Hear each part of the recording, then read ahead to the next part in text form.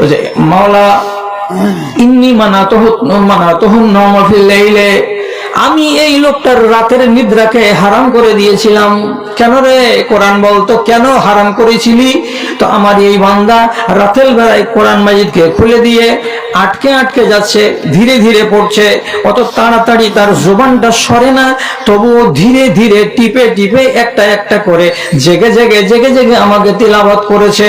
অতএব যেই লোকটা, যেই মেয়েটা, যেই ছেলেটা আমার প্রতি এতটা যত্নবান হয়েছে, যার আমি রাতের ঘুম কেড়ে নিয়েছিলাম, পরওয়ারদিগার তাকে যেন আজ বেইজ্জত না করা হয়।